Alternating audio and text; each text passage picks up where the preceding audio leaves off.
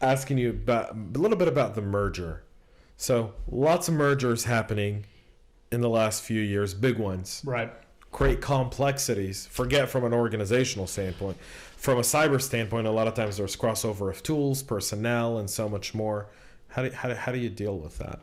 So it's nuts. I mean, there's no other way to put it, especially when you're talking something the size of us, right? So you've got two very large programs, two very different approaches to the way cyber was run. You've got a very centralized model on one hand and a more decentralized model on the other, where you're more dependent on the individual business cyber leader to manage an individual business, whereas on the other side it's ran as a team across the board. Overlapping tools is just crazy. Everybody, we've only found 2 or 3 tools where they're the same. So everybody seemed to be running something different. So tools rationalization is something that has to happen fairly quickly and go, okay, this is our go forward platform. Let's figure out, because the fastest thing you want to do is you're figuring out all the personnel issues and structure and all that. What you've really got to do is get something deployed that allows you visibility into the entire new world, this new world that you live in that just doubled in size, at a minimum doubled in size. And how do I get my head around what we're going to be protecting now? And then very quickly starting to do the gap analysis, the risk assessment, and go, what programs were we doing that are just not going to work anymore? What programs were they doing that are just not going to work anymore? How do we revamp processes to roll everybody in? What are the things that need to be prioritized? How do we get everybody marching to the same drum as quickly as possible? So you're trying to outlay all that as fast as you can, all while making personnel changes, org structures, figuring all this out, and realizing that you don't know who you're supposed to be talking to always, and in any of these mergers like this, people leave, whether it's because of the merger or from an actual fallout. They get a package or whatever and leave out, or they're like, you know what, I'm not sticking around. I've been through one of these before. I'm not hanging out to find out what goes on, and they leave. And then, we're global. So now we're bringing in all these other issues of, we were in this country, we were in this country, how do we get all this work together? And realistically, the biggest problem with it is just figuring out what the new landscape looks like. Because basic inventory control for any company is tough. Now you're merging 2 companies together with hundreds of thousands of endpoints, and it's like, holy crap, we got to get our heads around this very quickly and understand where the threat lies as fast as possible. And do we have the right things in place to stop that and protect it? So you spend a lot of time talking with a lot of people, just trying to get the lay of the land as fast as you can. Well, it's operationally different too, right? Very operationally different. Culturally as well. Culturally is different. So you have all these things that are rolling together, and what you hope for is that you get a group of people who are willing to work together. And let's be honest, it's getting the ego out of the way and going, you know what, we're going to do what's best for the new company to keep our capabilities where they should be and move in the right direction. And getting that group of leadership together is the key. Because you can get the right group of leaders together that are all going to row the boat in the same direction and say, we're going to make sure that nothing slips through the gaps during this transition, is one of the key things you can do. I almost feel like that cyber committee in a merger and acquisitions got to have, I always say, I hate having more than one decision maker, but I almost feel like it's got to have 3 decision makers that are able to kind of coordinate that entire effort, because no one person can bring two organizations in one. and two departments in one. It's not one person. No, and I think one thing, and I've been through these before, not at this scale, but I've definitely been through a few of these before, and getting what you hope is right done quickly and communicated well to everybody on the team is key. Poor communication kills you from a retention and from just a rumor perspective. Oh, the rumor mill is murder. I mean, those Slack channels, those WhatsApp groups, those group chats. I mean, my Lord, I've been privy to some of those during M&As, and I'm like, wow. Oh, yeah, I've heard some crazy stuff since this started. And I won't even bring some of it up because some of it you're just like, let me get my tinfoil hat out because this is definitely Area 51 kind of information here. Reminds me of John McAfee. Yeah, right. Yeah. Well, at one point I think he was running around somewhere. At least I thought he was. We had him on the podcast, and he was in a tinfoil room. Yeah. John's a little crazy. John's very paranoid. Yes. Yeah, we all talk about having the right level of paranoia. His is it covers most of us. We don't need to have that level. So his level of paranoia is very interesting. Mike is a big fan of John McAfee. I like some of his ideas. Well, don't get me wrong. He does it. He's a smart guy. I think it's I like his lack of government interference ideas. I think when you're as smart as he has, and mind you, to develop antivirus, you first got to think like a virus. Yeah. So that tells you where his head came from when he started McAfee. So, I mean, you know some stuff. You've been exposed to things. You live in a world that's different from a normal human being who, wakes up in the morning, sees his wife and kids, kisses them, walks away, goes to work, comes home, has dinner, watches a show, plays a game, goes to sleep. He lives in a world of constant paranoia of, this versus that. Yeah. When you're 70 years old, you're bound to be crazy.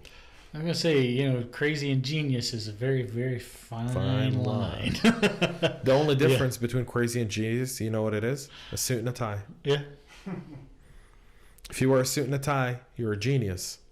If you wear jeans and a t-shirt, you're crazy. To an extent.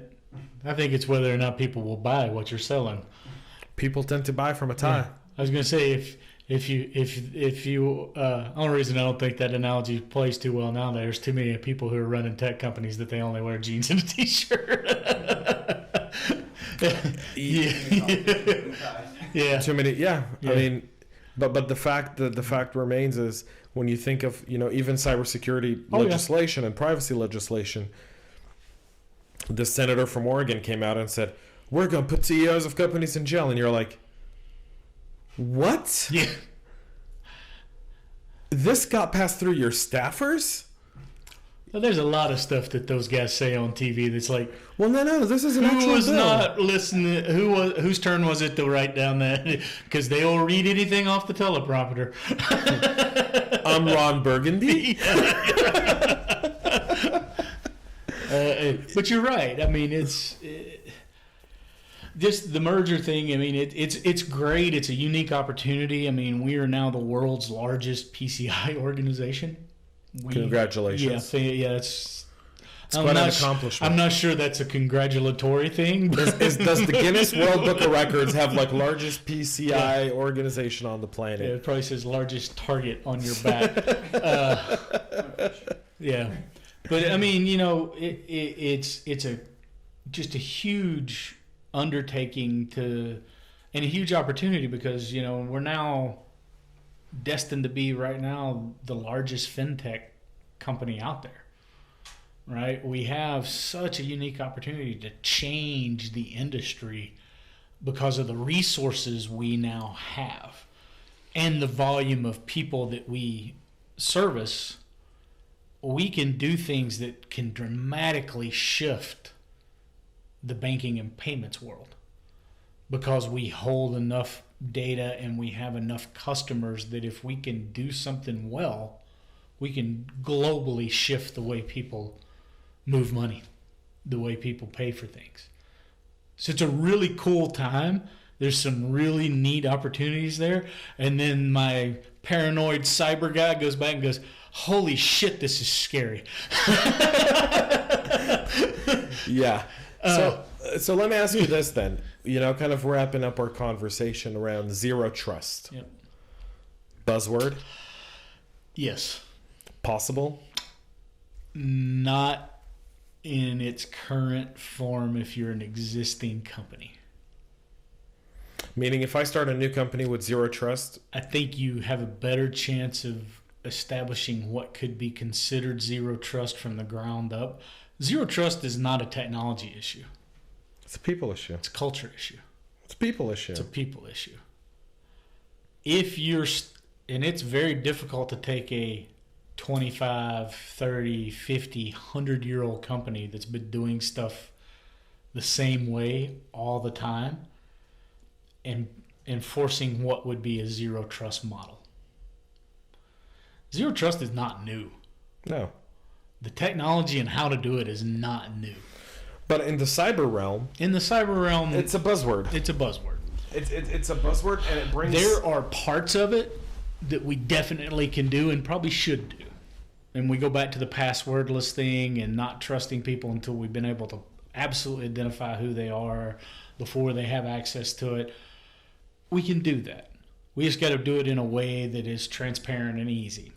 The problem is I read an interesting article the other day, and I can't remember if it was Ponemon or Gartner or Forrester, one of the research. You know that 90% of the world's credit card transactions happen on mainframes.